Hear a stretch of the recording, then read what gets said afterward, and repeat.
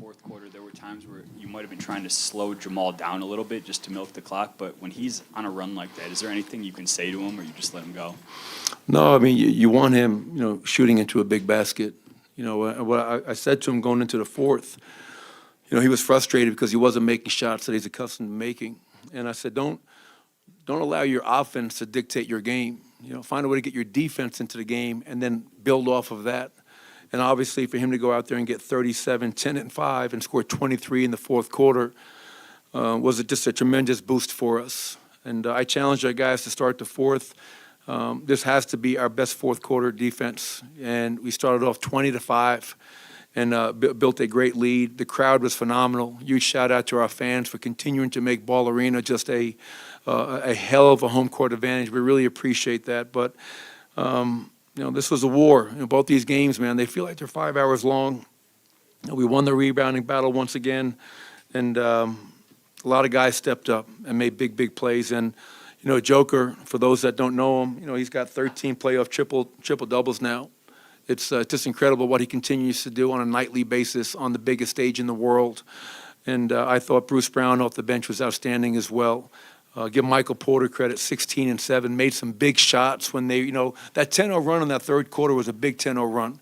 Kind of got us back into the game and gave us some momentum and brought that crowd back in. So we did what we were supposed to do. We protected our home court, and now we have to go to L.A. with a very businessman-like mindset. Michael, after that first half, the foul trouble, the missed shots, for you guys to keep it together, the determination that took, what did this war, as you put it, show you and kind of tell you about the team that you have? Well, I thought David Adelman made a great point today. And he talked about how we won game one, scoring 132 points. And you go back to game two against Phoenix, we won that game scoring 97. In the playoffs, you're going to have to find a way to win different types of games. This wasn't the shootout that game one was. And when you're not making shots, Harrison, as you know, that's where it's imperative for you to get stops. And the one thing we did a poor job of in the first half was fouling. They lived at the foul line. I think they had 16 free throw attempts to go along with 10 points off our 7 turnovers. But overall, I thought our defense was excellent throughout. And it's going to need to be even that much better to go and try to win a game in L.A. for Game 3. Hey, Michael, after seeing Jamal miss more than a year, what's it like seeing him have a postseason like this? Oh, it's so rewarding. It's this is not just coach and player. That's a foul right there. I called it. It might be a flagrant. We're going to send it in for review. But I love Jamal Murray. This is not just like I'm coaching him. We've been together for 7 years and been through a lot of ups and downs. And to see him back playing at the level he's playing at, the first thought for me is just tremendous pride and just so happy for him. Because I saw the dark days coming back from that ACL. So for him to be here playing at the level that he's playing at is just, I'm just so happy for the man, the young man. And he needs to continue to do that. Obviously our goal is not done. We have to win this series, and our goal is to win a championship, and he's going to be a big part of that. Michael, for all the talk about Jamal's offense, he had 4 steals tonight, and I think the last one was a lob that he batted Big away. play, yeah. Leads to the Michael Porter Jr. 3 that puts you up 12. How impressive is it to you that even when he's off to a slow start offensively, that he still appears to be engaged on the defensive end? Well, he was one of our defensive players of the game, to your point, Vinny. 10 boards. He had 13 contested shots tonight. He had 4 steals.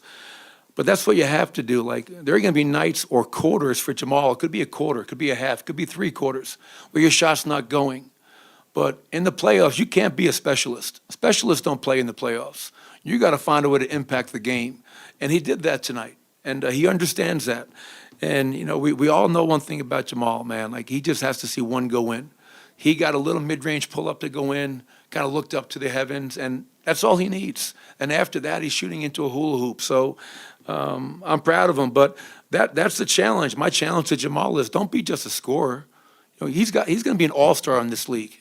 And for him to do that, it's got to be scoring, playmaking, rebounding, defending every single night. And he has that within him. Well, Jamal had said that he had an ear infection on Saturday. What was he able to do, if at all, last weekend? He hasn't been able to do a whole lot. It's funny. One of the coaches said, when's the last time you heard of a grown-ass man have an ear infection? Usually that's kids in kindergarten, whatever. But We had a sickness going through the team, and for him to Game 6, Game 1, and Game 2 with the illness that he's had, and not having been able to really practice and go through his routine, just speaks volumes of how much of a gamer that he is. When you're able to get Nikola doing his triple-double thing, but then you have Jamal as the finisher, what does that do for this team? How far can you guys go with that? Well, that's the key to it. Like, one man can't win a championship. I mean, I was with LeBron for 5 years in Cleveland. We got close, but you need help. And Nikola has help. And the biggest key, as you know, is that we're healthy this year. The last 2 postseasons, there was no Jamal Murray. Last year there was no Michael Porter. So Michael Porter, the level he's playing at, the level that Jamal's playing at, Aaron Gordon doing a lot of the dirty work, KCP playing his game, Bruce Brown off the bench has just been outstanding. So we know how great Nikola is, but every great player needs help. And to have a closer like Jamal is definitely something that we cherish. Michael, even for those of us who have seen Joker play, I wonder if he'll ever have a bad game again. I mean, why is he able to be so consistent on the big stage? Great question. And that's one of the things, as you know, kids, that I always talk about and marvel at is just his consistent greatness. You know what I mean? And the only thing I can say is that if you want to be consistently great, you have to put in consistent work. And Nikola doesn't skip steps. Like, I really wish you guys, there was a behind-the-curtain look into Nikola Jokic's off-day routine, pre-practice routine, post-practice, how he takes care of his body, how he lifts after games. There's no secret. I mean, same thing with LeBron. How is LeBron doing what he's doing at 38 years old? It's not because he's just an athletic marvel. It's because of the time and commitment and discipline he puts into his craft, his body and his game. And Nikola's no different. And I think that, to me, is the key reason why he is just consistently great. And to your point, you're hard-pressed to ever think about Nikola Jokic having a bad game. And I don't want to see any of those coming up. You're a bit feisty yourself. No, I'm not. 42 I'm a lover, not a fighter, man. Do you think this team's feeding off, it's old school maybe, but a cliche, a chip on the shoulder or not? I hope so. Yeah, I hope so. It's whatever we can use for motivation. You know what I mean? And I think a lot of our guys, to be honest, they may not admit this or not. You win Game 1 of the playoffs, and all everybody talked about was the Lakers. Let's be honest. That was a national narrative was, hey, the Lakers are fine. They're down 1-0, but they figured something out. No one talked about Nikola just had a historic performance. He's got 13 triple-doubles now, 3rd all-time. What he's doing is just incredible, but the narrative wasn't about the Nuggets. The narrative wasn't about Nikola. The narrative is about the Lakers and their adjustments. So, you put that in your pipe, you smoke it, and you come back, and you know what? We're going to go up 2-0. Do you think that narrative changes tonight? Well, I don't care if it does, you know what I mean? Because we know our narrative in that locker room. We know that we're not done. We haven't done anything yet. All right, you got to win a game on the other team's home court if you really want to do something in the series. And we know how great that team is, especially on their home court. So we're not celebrating. This is not cause for celebration. This is a cause to continue to dig deep and find ways to be better. 42 minutes for Nikola and Jamal, and thinking of the intensity of the game. And we know it's Western Conference Finals, but in the following games, is there anything we expect to see in terms of minutes they play? Yeah, maybe 44. No, whatever the game takes. Tonight I did something that I haven't done in the playoffs. To start the 4th quarter, I kept Nikola in. And the reason I did that was to start that 2nd quarter, I think it was a 10-0 run for the Lakers, and had Nikola and Jamal on the bench at the same time. And that was a mistake. We can't do that. But with long TV timeouts, these national TV games, Nikola's like Secretariat, man. That guy can run for days. Coach, this group hasn't been on the road in the Western Conference Finals. It was during the bubble, so that was kind of different. What's the message now as they go into a hostile environment in the conference finals atmosphere? The same as it was against Minnesota, the same as it was against Phoenix. We're not celebrating. We haven't done anything. We're not satisfied. Our mindset is we're going to win Game 3. We're not trying to worry about Game 4 yet. Take it one game at a time. And, we know that we're going to have to go into a hostile environment, as you mentioned. And to do that, we got to stay together. We can't beat ourselves, and our defense has to travel. If our defense travels, we'll give ourselves a chance. Thank you, everybody.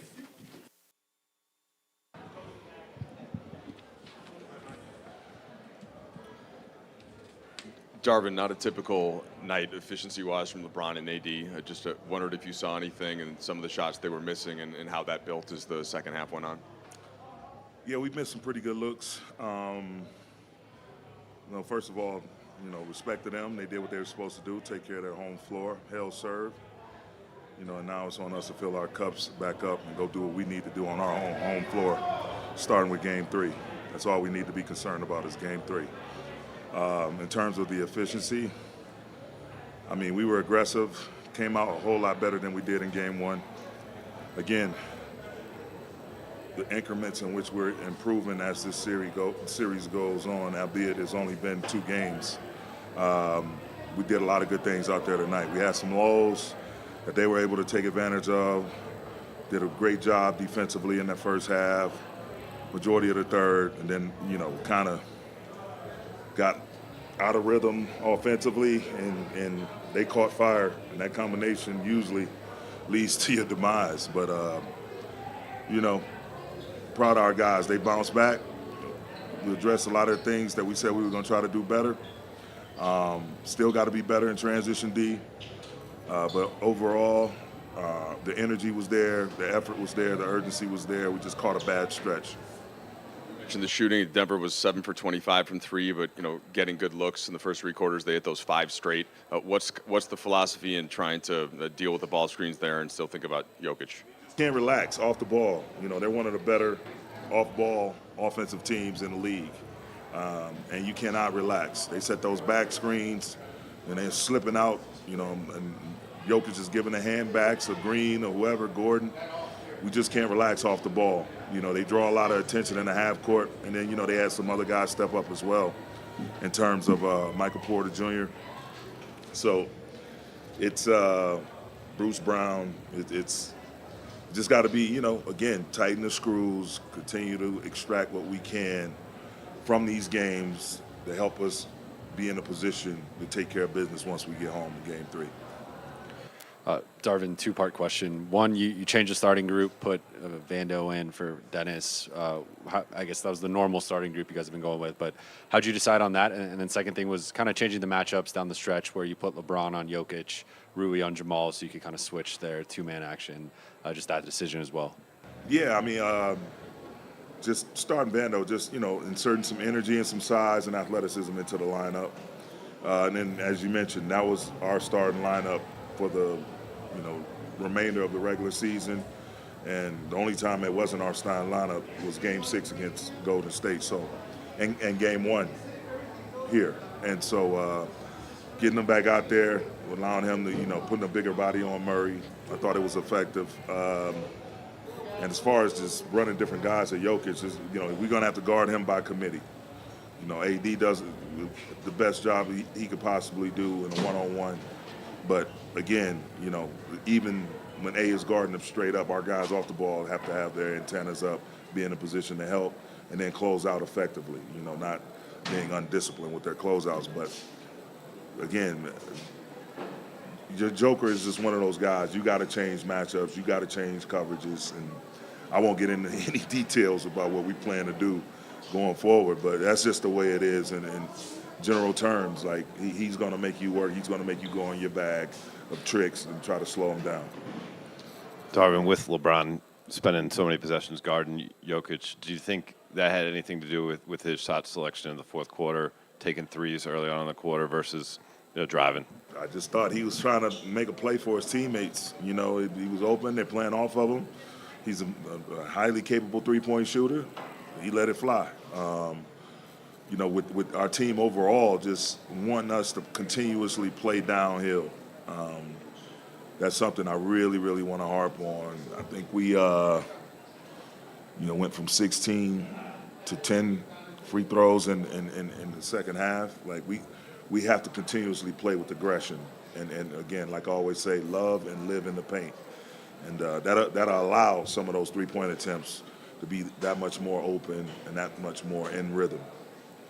Darvin, along those lines, do you think fatigue factored at all into your team's lack of a downhill sort of attack in the fourth? I mean, they do a great job shifting on their side. They have a bunch of athletes. Just have to make quick plays. They have to be quick decisions. Whenever you probe too long or you hold the ball too long, it strengthens their defense. You know, they have long, athletic wings, and obviously Joker is long. Green, Gordon, those guys are super duper athletic. Hell, MPJ, Mike Porter Jr., he's 6'11", so we have to just play offense with a pace, both in the full court and the half court. This team's talked a lot about basketball IQ, particularly after the trade deadline. But two mistakes stand out. There was LeBron in transition, kind of going for a reverse and fumbling the ball pretty uncharacteristically, and Dennis's three-point attempt at the end of the third that got blocked and triggered. Do those plays kind of signify like a need for this team to tighten up, maybe a little bit mentally? I mean, you go through the course of a basketball game and you have unfortunate plays that happen. I'm sure they can pick out some from their side. So it's just, you have to just have things happening during the course of an NBA game, especially a hotly contested one such as the Western Conference Finals, in particular these two teams. And so you just got to have a short memory in terms of when a mistake happens or a miscue or something like that. You got to move on. We've been preaching that since day one, have a next play mentality. And can't, even if you make a shot, you can't stand there, taking a picture with your follow through. You have to sprint back and get ready to play the next possession on defense. So I just chalk it up that I don't see that as being a reflection of our IQ. It's just, unfortunate circumstance on those couple of plays. Darvin, what did you see in the middle of that fourth quarter when they were hitting the threes? Were you guys relaxing? What was going on that you saw there? I mean, we had a situation where we were kind of cross-matched, and, again, they're the best offense in the league. So it's like they're going to put pressure on you to guard them, ball in hand or off the ball. And, again, we'll go back and look at our off-ball defense. You start out, you're shifted against the Joker, you're shifted off of Murray. You're trying to take away their back doors, but they also have the capability to sprint uphill, to get behind the three-point line and launch. And so you have to be ready to guard a little bit of everything. And that's what happens when you're dealing with a championship caliber ball club. It's like you got to, it's no one thing that you're going to be able to take away and it's going to shut them down. They have multiple ways to beat you, multiple actions, multiple players that can just get hot, as we just saw. And so our thing is to not get disappointed, not get discouraged, just continue to compete at a high level. And if they make a shot hotly contested, then we have to live with it and go back and try to do the same. Darvin, two of your role players, Austin and Rui, seem to have really good games for you. What did you make of how they played for you guys? Just told them to come out, be assertive, be aggressive. Don't think twice. When we play with pace and we make quick decisions, we're a damn good ball club offensively. Whenever there's going to be times we have to slow down and try to punch it into the paint. But for the most part, when the ball is moving, changing hands, I just think, we put ourselves in a good position to win. I mean, we had 5 players in double figures. So, that's a telltale sign. 26 assists, we can get that up a little bit higher, but that's not bad either. Only made 8 threes. So, again, we just have to continue to chip at the rock, try to do a better job of taking care of the ball in certain moments, and continuously get better. Darvin, you guys haven't lost 2 in a row, I don't think, since maybe mid-March, and you've taken control of every series by stealing 1 on the road. What's the psyche of the team right now, just in the immediate aftermath? Well, they're like us. They're undefeated at home. We knew it was going to be a challenge, a hard one at that. And we said it before we even played one game. We got to, buckle in and buckle up, buckle down and buckle up, because this is going to be we plan for this to be a long series. And so, again, hats off to them. They held serve on their home floor, and the more higher the levels you get to, you're going to face much, much tougher teams. No disrespect to Memphis or Golden State, but this team has been at the top of the food chain for a reason, not just this year, but the last few years. So we definitely got our work cut out for us, but we're going to get better from this, as we always do, and we'll bounce back on our home floor. Coach, what happened to LeBron toward the end of the game, and is there any reason for concern for him physically going into the next game? Really speak on it right now. He's been being evaluated, so we'll see. It'll be hard to keep him out of this mix, though. After the Game 1 loss, you were relatively upbeat. In fact, your last words were, "We'll be all right, trust me." After tonight, you still same optimism? Yeah, it's the same thing. I've been in a lot of these wars, man, both as a player and a coach, and I'm not going to get discouraged, you know what I mean? And you just got to, again, they took care of business on their home floor, and we have to go do the same. But it doesn't matter where you win, because if we'd have won one here, they'd be coming to try to get game 3. So we just got to be prepared to do the same as they just did and protect our home court. Just want to ask you about the kind of going for offensive rebounds versus getting back in transition, what the balance is there for guys like Vando or AD with, how much Denver can hurt you going up down the court. Yeah, I mean, if we have a rule, like if you're in a certain space on the floor on the weak side, then you have permission to crash as hard as you can. But if you're up top above the break, I mean, you got to sprint back on shot, not when the ball hits the rim. Not when it lands or if someone catches it. As soon as you see your teammate, the ball leave his hands, you got to be back. And so that's one of the things that we'll try to be better at come game 3. Thank you.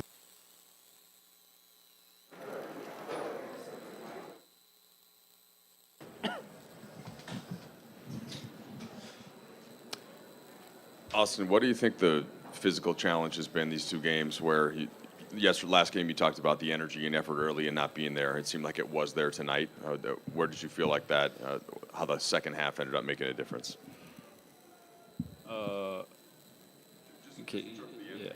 It wasn't energy, but what was it about? Yeah, what was it about Denver in that second half then? Of tonight or last game?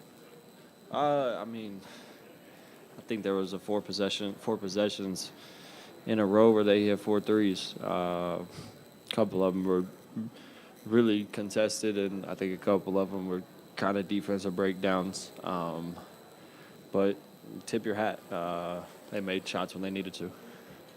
What's the defensive difficulty, I suppose, of trying to make sure you're staying with Jokic as a team and then also get out to the ball screens and limit what the threes are? How do you guys play that?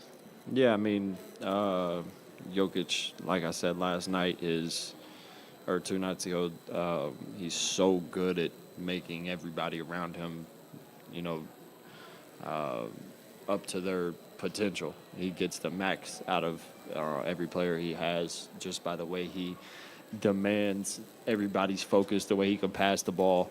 I thought for the most part we defended well, besides, a couple of those possessions where they got a couple threes. But like I said, tip your hat off and move on. Austin, did it feel like there was an opportunity or that maybe there were points left on the court in the first quarter when defensively you guys had them pretty locked up, you guys were getting to the line, but I think still only up 5 at halftime after having some opportunities? Yeah, it's the game. I'm sure you could go ask the same question to their guys, and they said the same thing. Yeah, there's always things that you could do better to build on a lead or sustain a lead. But we competed tonight, and like I said, there's a couple breakdowns. But yeah, no, there's always in every game, situations where you look back and think, if we did this instead of this, we could have had a 6-point lead or an 8-point lead. But it's just the nature of all sports; those things happen. Austin, Coach was saying that the challenge now is not to get down. From a mental and emotional standpoint, what is the challenge for you guys there? Yeah, don't get down. Denver's the 1 seed for a reason. They, they're a really good basketball team, and quote unquote, they did what they were supposed to do here. Obviously, we don't love that. We wish we could have got 1, 2, whatever. But it's time for us to, lock in on game 3, see what we did in this game, last game that worked, didn't work, areas that we could get better, watch film, and just move on. You can't, I wish you could win them all, but it's not the nature of any sport. Austin, you guys don't get here without LeBron and AD. How do you, as a group, kind of process them both struggling from the field down the stretch in the same game? Like you said, who knows where we would be without them. Yeah, you could look at the stat sheet and look at the fourth quarter and be like, Bron missed the layup when he got the steal or had some turnovers, same for AD, but I guarantee you, if you ask any coach in any basketball, if you wanted those two on their team, they'd take them in a heartbeat. So it's basketball. It's all sports. You have good days, you have not so good days, and you wake up the next morning and have a great day. Austin, what do you think of the job that LeBron did on Jokic and just kind of that adjustment of throwing kind of another body after, obviously, the Rui adjustment got a lot of attention last game? I think Brown was really effective guarding him just because of, I think, his IQ helped because he was very handsy got a couple deflections on a couple passes that, led into transition. Yeah, I mean, he did good, and, we'll look and see if do that a little more or whatever. Austin, after like a loss like this one, it was like too close, and the recovery has to be fast because the next game is in 2 days. Do you do something special just like to recover for the next game, to think for something new, and to forget about like a loss like this one? Yeah, I mean, if I had time to go golf, I'd go golf. I'll probably play the game tonight. Obviously, stay on top of, hydration, all the recovery stuff we can do. Our medical staff is great. Connect with them on, what you can just do to, prepare yourself, get better for the next game. But, yeah, I mean, everybody needs a little mental getaway, because we do this so much. But at the end of the day, you're always still locked on, the next challenge, the next game. So, yeah, I mean, obviously sucks we lost, but things you can learn from this. Austin, LeBron, obviously 0 for 10 from 3 over the first 2 games of the series. Does that give you guys confidence, just kind of knowing that there's probably a good chance he's not going to have that stretch again in these playoffs? Yeah, I mean, he can shoot all he wants. It's LeBron James. I don't think anybody bats an eye when he shoots a shot or questions a shot. So, yeah, we want him taking, whatever he feels comfortable with just because, he's a winning basketball player, for his whole career. And that's all he wants to do. He wants to win. Yep.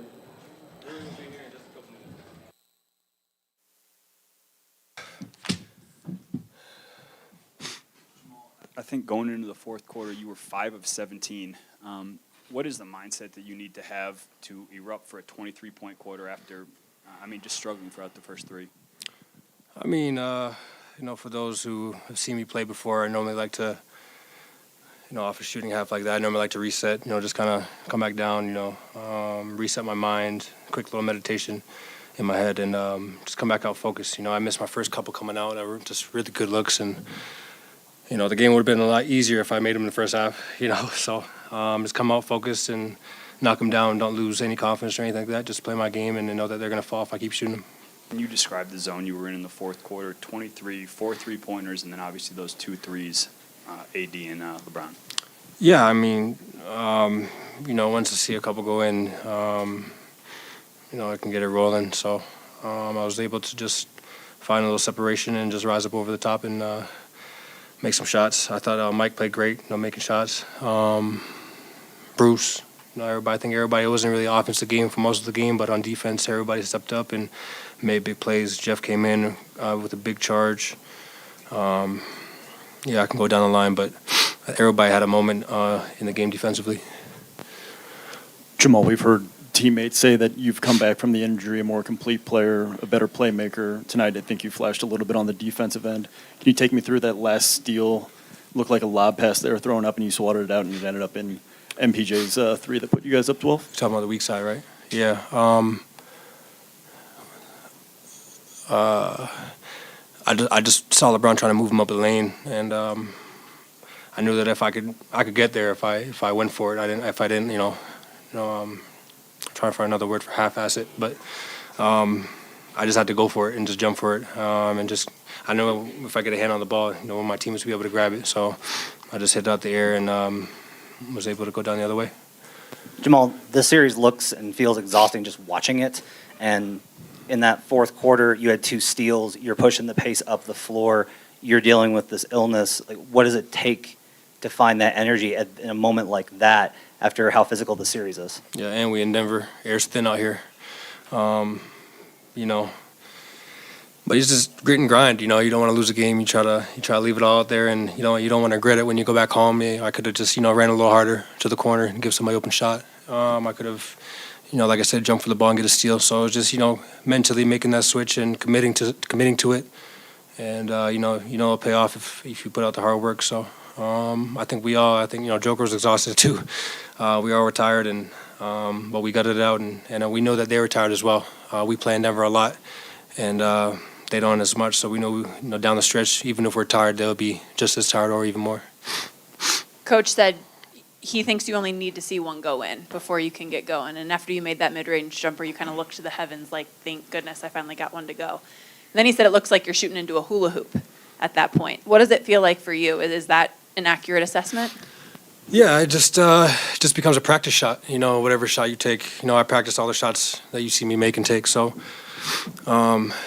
you could be shooting in a spot, in practice, and you miss 4, 5, 6 in a row, and then all of a sudden you just lock in, and you take a step back, you reset, you refocus, and you go back and make 10 in a row like it's nothing. So it's just about resetting your mind. It's all mental, in my opinion, and I was able to do that again tonight. Jamal, after game 1, everyone was talking about how the Lakers made that great run. They had all the momentum coming in, and everyone was talking about the Lakers as if they were the ones that won game 1. As players, hearing that and seeing how people are still learning about you guys as a team, how much did that motivate you guys, or how much extra motivation did it give you? You try not to look into it, people are going to talk, people are going to have their assumptions and what they should do and, the adjustments they should make. If they see something working, they're going to adjust, and we're going to adjust as well. It's a series. We're going to go back and forth. We're going to make adjustments the next game. We're going to watch film and change stuff up, so they're going to do the same. So it was game to game is different. I remember we were playing Phoenix, and Coach said in the locker room, one game was 1-something, and then the other one was 97-87, so every game is going to be a little different. You just got to commit to it. And if it's a defense game, then you got to lock down and play defense, make timely shots. And, the outside noise is the outside noise. We're the Denver Nuggets. We're used to that. We used to, even when we win, they talk about the other team. We beat the Clippers in the bubble. They talk about the other team. Same old. It just feels us a little more, and it'll be sweeter when we win the chip. Jamal, you talked about the playoffs being the time where guys step up. You have 4 fourth quarters of 20-plus points in the playoffs. That's the most since 1997. Second place is Michael Jordan and Allen Iverson with 2. What is it about the fourth quarter that you love? When I was little, I used to, count down the seconds of the shot clock and make the shot and talk like Marv Albert and talk like Mike Green, just the imagination running as a kid. So, when you get in that moment and, you see your fam in the crowd, you see your little brother, you see Mike Green there, you see all these little reminders. They all pay dividends and make that moment a little more special and just kind of lock you back in. You want to miss that opportunity, and sometimes it's just reflecting on those moments and remembering how fun it was to do that and be able to not miss a stage. Playing in the Western Conference Finals against the Lakers and LeBron James is an amazing opportunity, and it's something you're going to look back in history and remember for the rest of your life. So I just try to make the most of them, and it's fun when you got it going like that in the fourth. Hit that 3 over LeBron, they call timeout. You wave your hands out to what are you thinking? Because I saw you look into the crowd, and you hear the crowd roaring. What was going through your head? Just like I got it, like I found the rhythm I needed to find. I think when I hit the 3 on the right wing was a good shot, and then the 3 on AD was the one where I was like, okay, I found the mark, I found the target, and just kept finding it. You've alluded before about meditation. When you meditate and reset and lock in, what is going through your mind at halftime when you're just trying to maybe I don't want to put words in your mouth, but maybe decompress? It depends on what's happening. Sometimes I need to settle the hell down, and sometimes I need to ramp myself up. So it just depends on what's needed in the game. And tonight I just had to just reset completely. I'm the first half, the second half three that I had, the open one, the wide open one. I alligator armed it. Now that just shows me that I'm overthinking it, and there's no reason for me to overthink an open shot. So once I missed that one, and I came up short on the mid range, I said, okay, I gotta, settle down even more. I'm overthinking about the shot too much. So it's all mental practice, man. I've been, having bad halves and then a crazy second half for the rest of my life. So I know how to change it. I know what to adjust, and I want to put together a good 4 quarters. Jamal, I think it was game 1 of the Minnesota series. You hit a 3. I think you turned to the crowd and said something like, "We're ready for this. We've been waiting for this."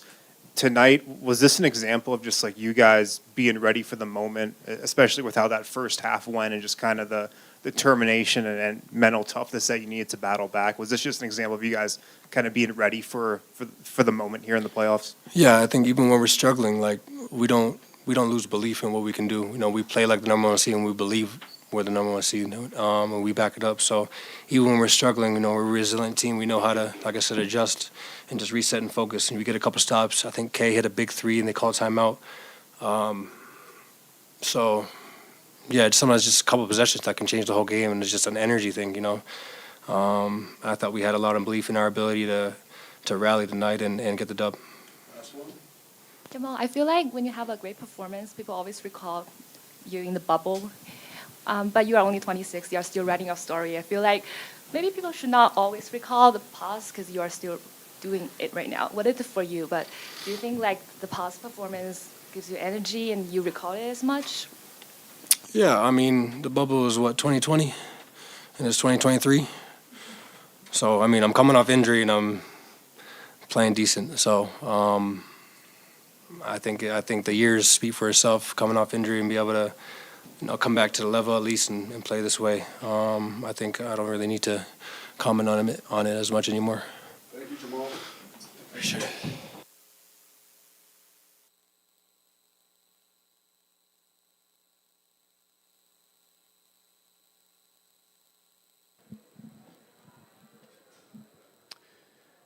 Rui, just individually, what have you noticed about this matchup for you in the spots that you're able to get to have the kind of efficiency you're having on offense?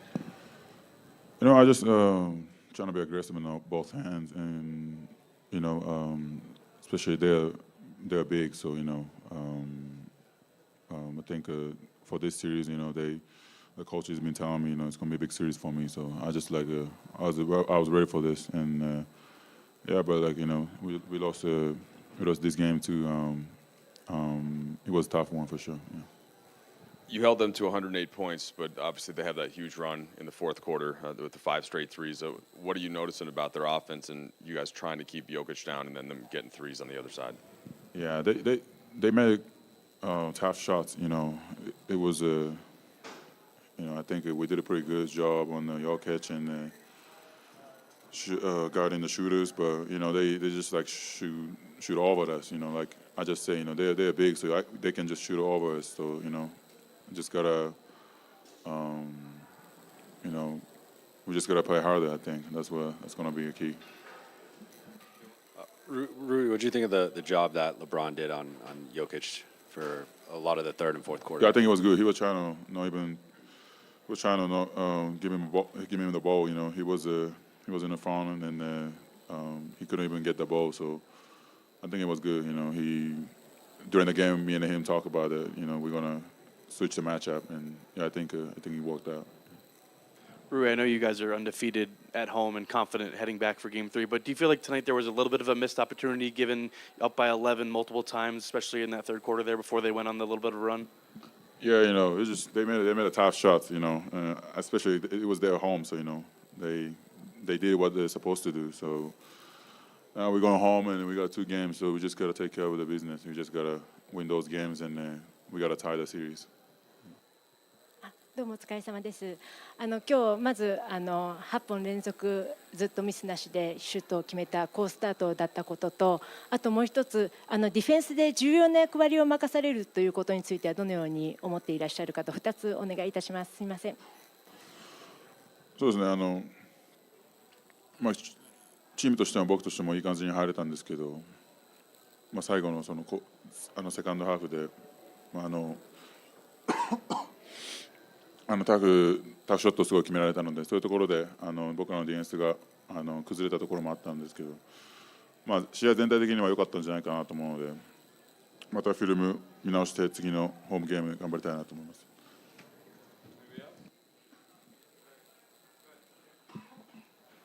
お疲れ様です。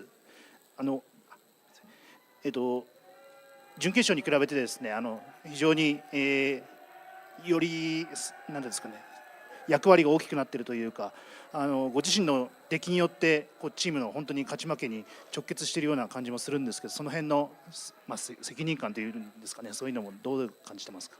チームからもこのシリーズは僕にとって大きくなると言われてたので、僕はそういう気持ちで準備してやってきました。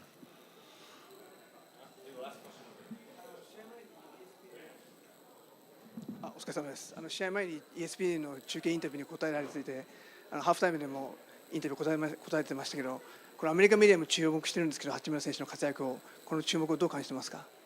そうですね、こうやって今レイカーズでやっていることで、レイカーズっていうのはNBA でも一番大きいチームだと思うので、そういう中でこうやってプレーしているということがそういうことにつながってるんじゃないかなと思うので、これからも頑張っていきたいなと思います。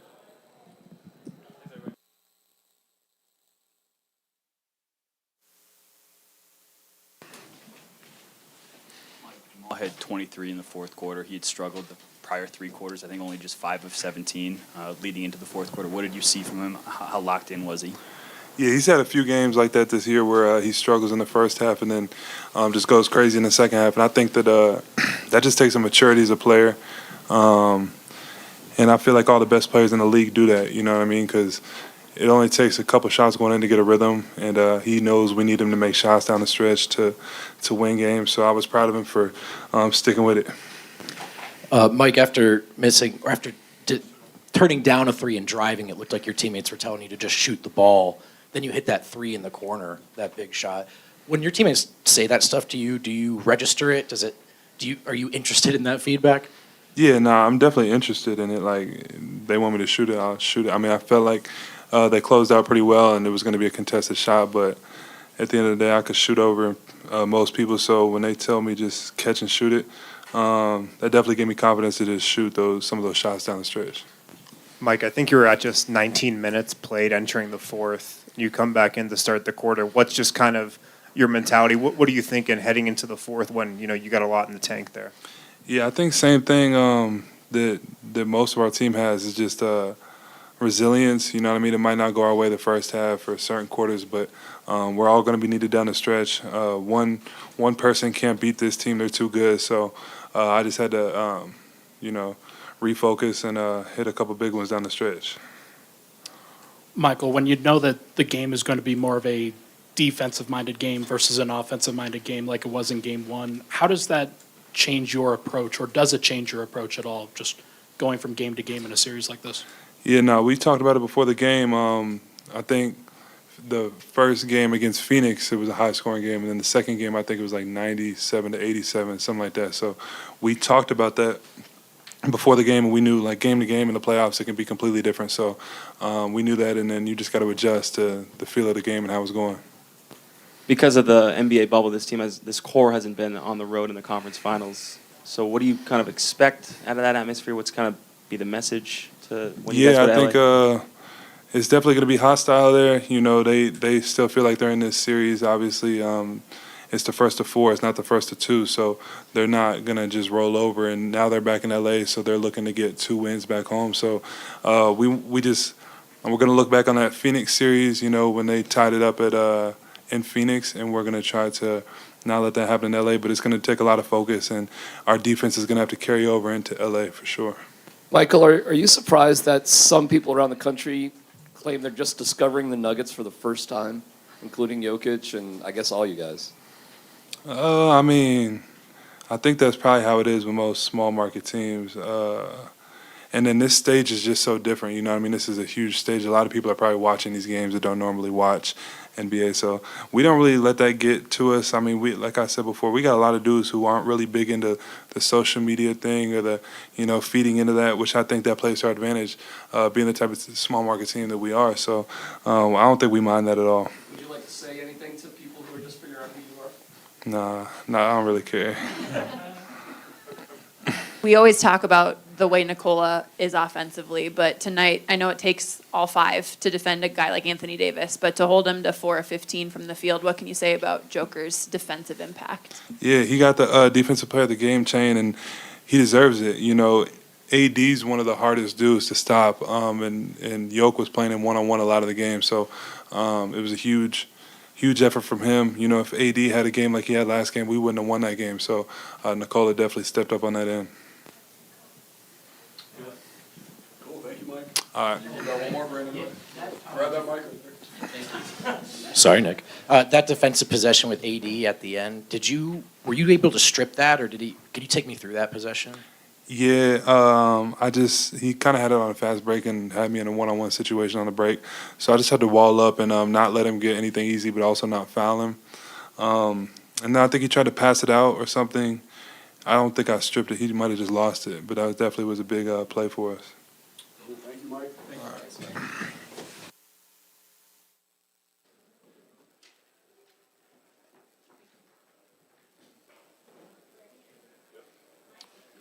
LeBron, just quickly, was that the ankle that you caught late, and how's it feeling? Yeah, I think I stepped on somebody's foot. I think it was maybe Aaron Gordon or one of the guys up underneath the basket, but I'll be fine. And LeBron, what did you feel like when Denver was hitting those 5 straight threes? Like, what's the differences in your coverages and what you're trying to do battling Jokic and not letting them get in there versus what you're giving up on the outside? Only one of them was uncontested. All of them was just great contests. 2 of Maul's threes was right in the face of me and AD. Michael Porter Jr. one by our bench was right in the face of AR after a transition. They was winning transition. Bruce Brown had one as well with a contest. That was it. The 3-point line is what killed us in the fourth, but I didn't see many breakdowns though. AD, did they do anything different defensively tonight against you than in game 1? And what do you think it'll take to bounce back in game 3? No. I got the same looks. A lot of them were just short tonight. So I'll be better. Not that it's an excuse, but you guys exerted so much energy early, both of you defensively on Nikola Jokic. Did you feel like legs or fatigue factored at all late? No. I mean, if you're not tired in the postseason, then everybody's tired.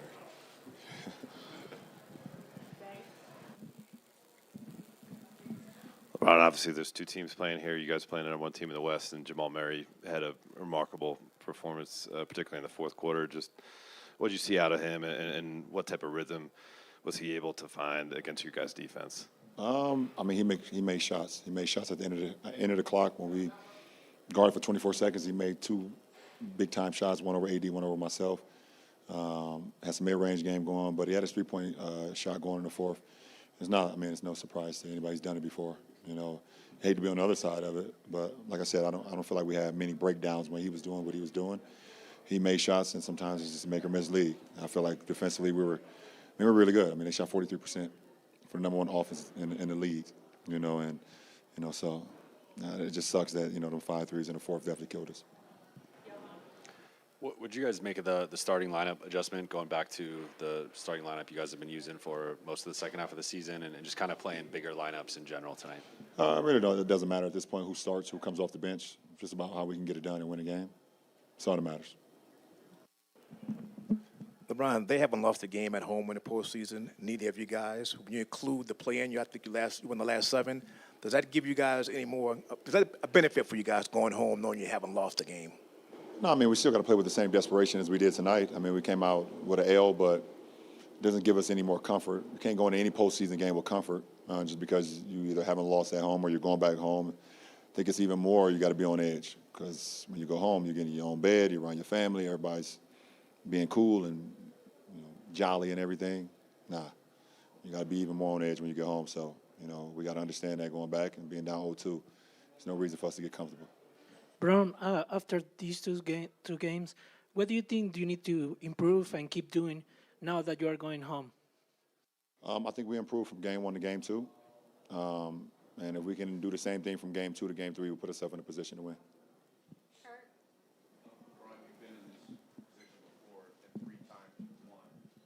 From a mental, emotional standpoint, what do you take out of that can be applied, if anything?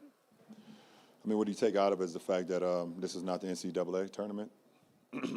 It's the first team to 4 wins. And we have an opportunity to go home and play great basketball and home serve. Until the team beats you 4 times, then you always have an opportunity to come out of it. That's the confidence that we should have. And I know it's going to be a tough hill to climb up, but we still have an opportunity to play good basketball and play the best basketball of the series in game 3. And like I said, if we can get better from game 2, like we did tonight, to game 3, then we put ourselves in a position to do that.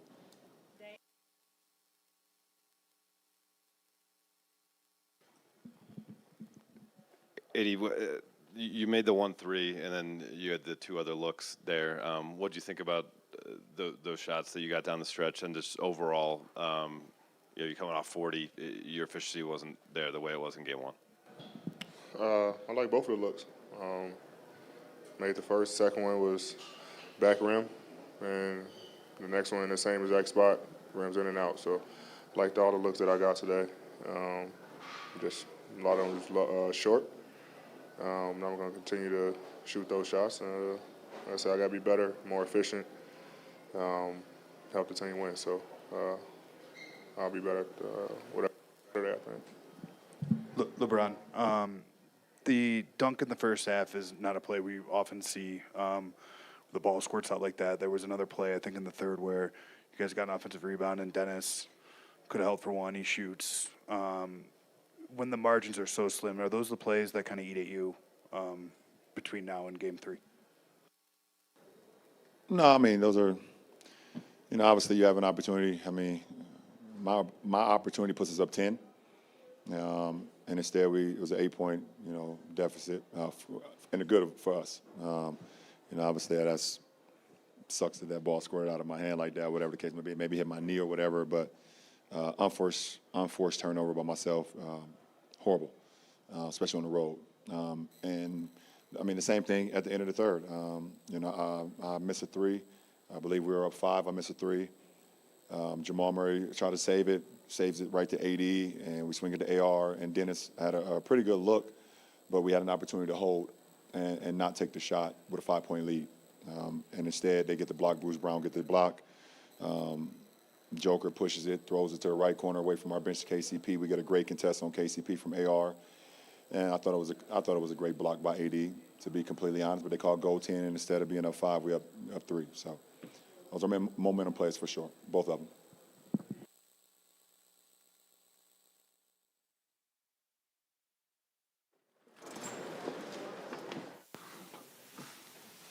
Well, you've always said Jamal is a leader, Jamal is a superstar. You've always kind of been his biggest champion. How would you describe what you saw him do tonight? He was special. He was special, and he won us the game. He scored 20-something in the fourth quarter. He got us the lead, his energy. He played 40-something minutes, 42 minutes. So, I think he was amazing. Yes, maybe in the first half he struggled to make shots, but when it mattered the most, he made shots, and he won us the game basically. Hey, Nikola. Michael Malone said, obviously, after game 1, even though you guys won, everybody was talking about the Lakers and not you guys and not your historic performance or, the fact that you're averaging your triple-doubles. What has been your perspective on all of that? This is the last, since we make playoffs, it's like that, so it's nothing new for us.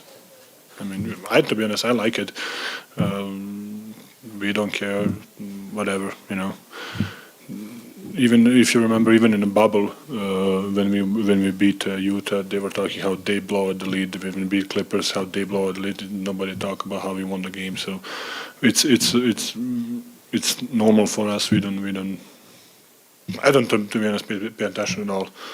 Thank you, Cody.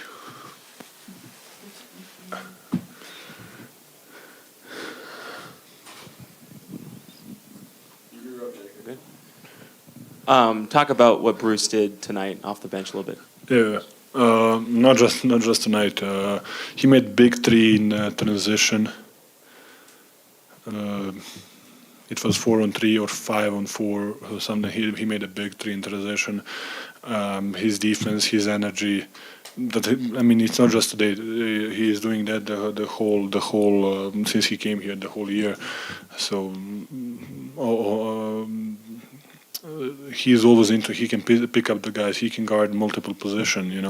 Even maybe he's smaller, but he's tough. He's fighting. So it's good to have him on our team. Nikola, rumor has it you got the defensive player of the game chain tonight. And what was working that you were doing on Anthony Davis and challenging his shots? To be honest, it's not just me. I have a backup behind me, and I have a guy who is right next to me. So it's not just my defensive chain. It's supposed to go to everybody. I think our defense, especially in the fourth quarter,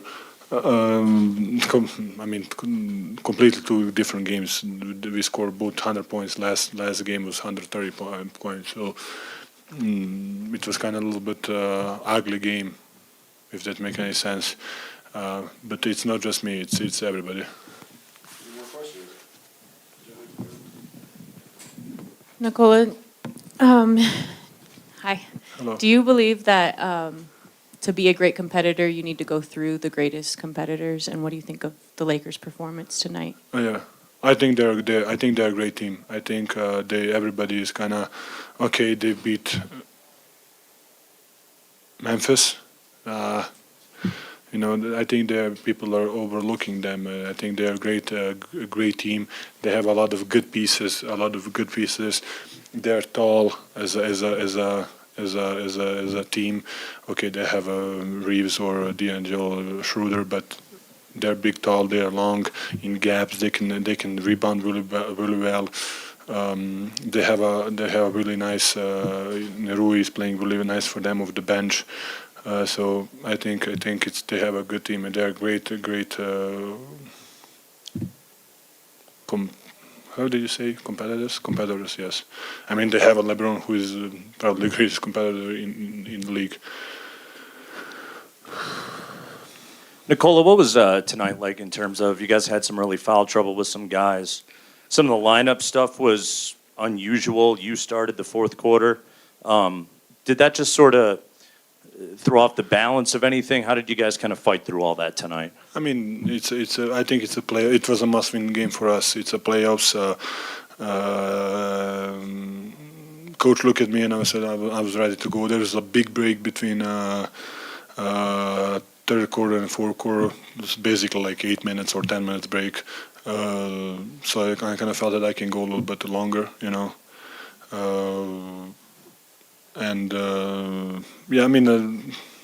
you're just trying something, just to change rhythm, change whatever. Maybe they're gonna think, what they're gonna do now. So you're just trying to mess up the game. Nikola, as you guys go to LA now, what's the message? Because this core really hasn't been at a conference finals on the road before. That was, it was in the bubble, so it's a little different. What's the message now? We're gonna go there, try to play the same way, try to be aggressive, try to push them with the spots, try to be into the body. We're gonna try to make the game our way. Yes, we go to the foul trouble early, but yeah, that's how we played. I think the beginning of the playoffs. So I think that's how the playoffs should play. So we will see. Nikola, obviously your humility is very well known, but if I may follow up on what you said earlier, why do you like it that the attention or the narrative is not around you guys? We don't need it. We are really, we don't need the media attention. We don't need they're playing really well. We don't need that. We're gonna go there and try to win game, and we're gonna be quiet. We're gonna not talk about it.